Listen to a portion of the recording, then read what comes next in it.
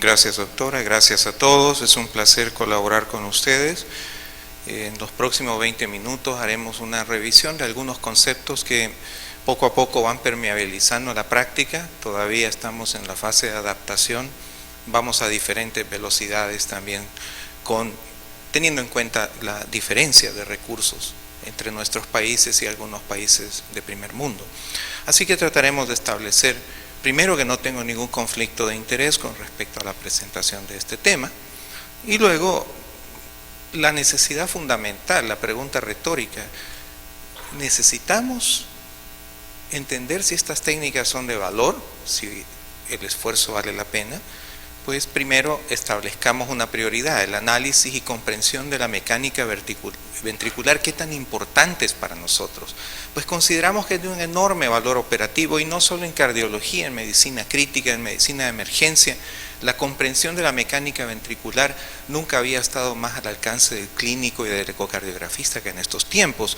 Pero más allá de la valoración visual, del colmillo, de la práctica, de años de trabajo viendo imágenes, de la fracción expulsiva del ventrículo izquierdo, ¿qué nos ofrece realmente de nuevo estas técnicas? El strain y strain rate principalmente. ¿Cuál es su aplicación clínica? ¿Cuál es el espectro en donde ellos se mueven, su utilidad? ¿Mejoramos la capacidad de pronosticar el futuro, lo que vendrá para nuestros pacientes?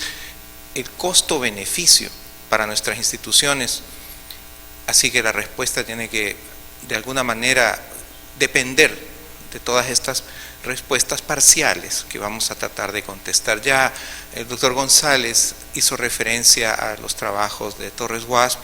Es importante recordar que estamos ante una víscera de anatomía muy compleja, y sin embargo la podemos desenrollar como una banda única, pero las fibras miocárdicas del ventrículo izquierdo no tienen una distribución, digámoslo, uniforme. Tenemos fibras, por ejemplo, descendentes subendocárdicas, fibras ascendentes subepicárdicas. Estas no transcurren en un plano similar, en ángulos similares. De hecho, hay una diferencia en grados notable en la forma en que estas fibras se van extendiendo en el ventrículo izquierdo. Y si llevamos la tecnología hasta el campo de la resonancia magnética, estas imágenes nos permiten comprender la complejidad de la distribución de las fibras en un concepto tridimensional, en concepto de que a nivel epicárdico, a nivel endocárdico, la distribución es diferente, y eso que también hay ciertos sectores donde hay fibras circunferenciales.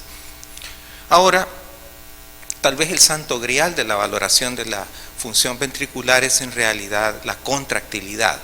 Podemos medir precarga, podemos hacerlo de manera eficiente, podemos medir poscarga, pero la contractilidad siempre nos ha sido elusiva, esquiva, ha sido un poco complejo de entenderlo. Y sin embargo, el concepto parece bastante claro: es la capacidad de acortamiento independientemente de la carga. Este acortamiento lo podemos medir en forma de deformación, el strain, y la velocidad en que se da esta deformación también es medible. Así que vamos a empezar a pasar del concepto de la resonancia magnética, que es pionera en la comprensión del strain, de los digamos estudios basados en la simulación computacional de la mecánica ventricular, a un campo donde el clínico por primera vez tiene opción de entender mejor lo que pasa. Un buen ejemplo es las curvas presión-volumen.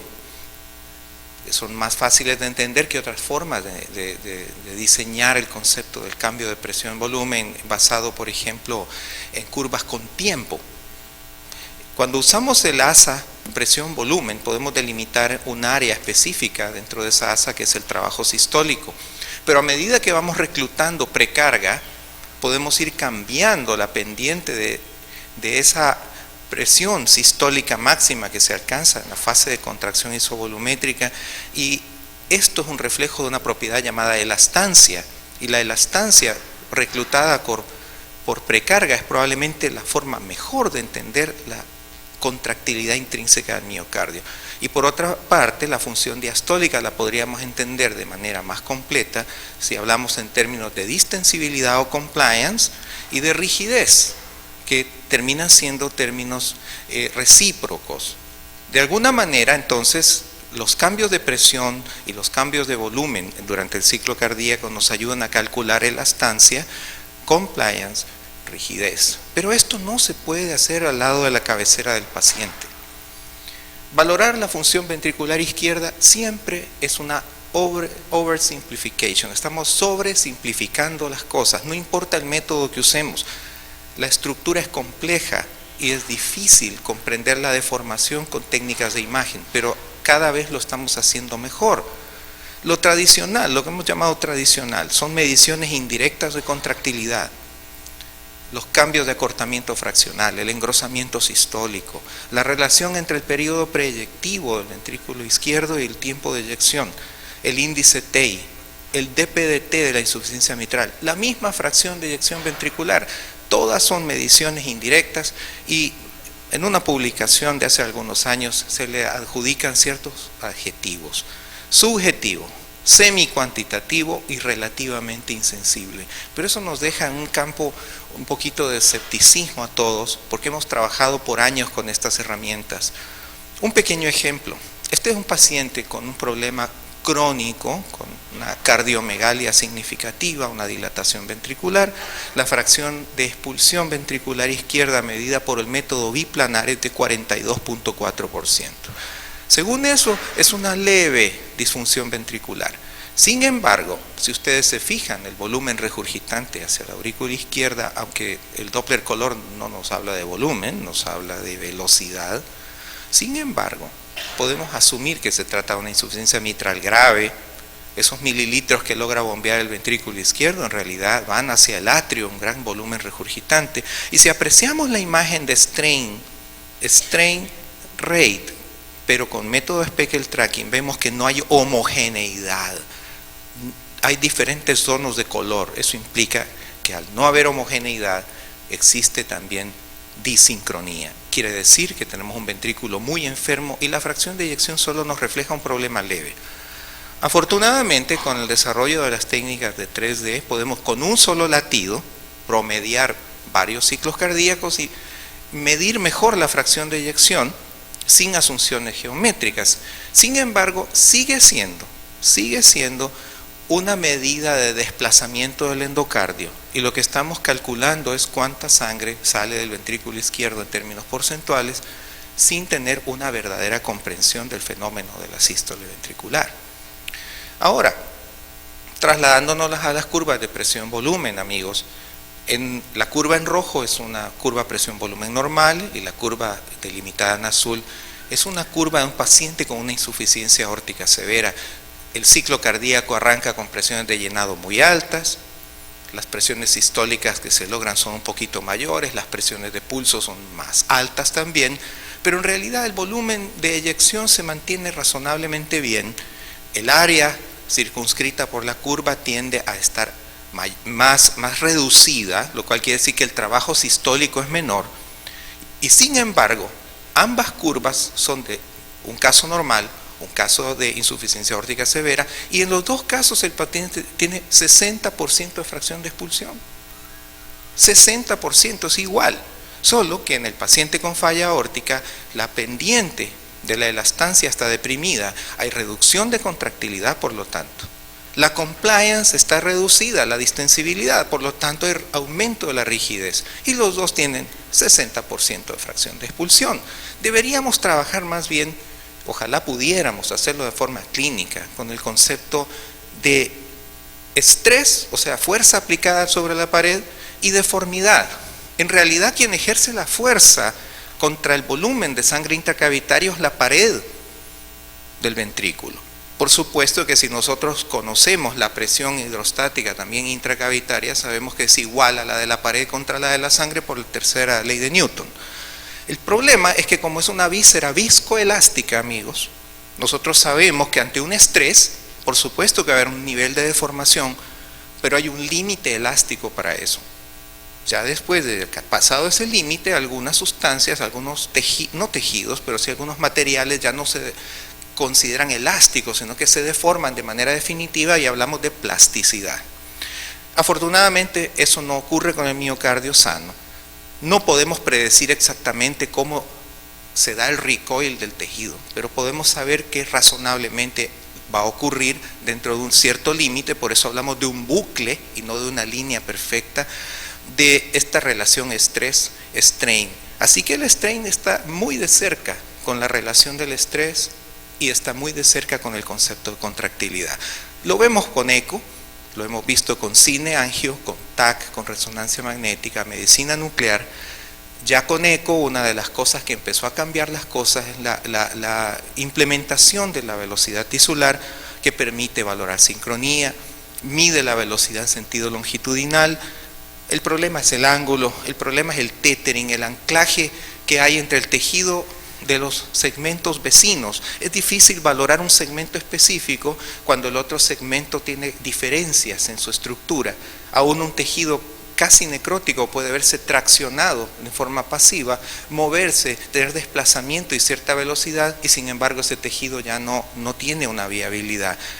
Y hay un gradiente de velocidad miocárdico que se detecta con Doppler, que de alguna manera nos obliga a considerar distintos los segmentos basales de los segmentos medios.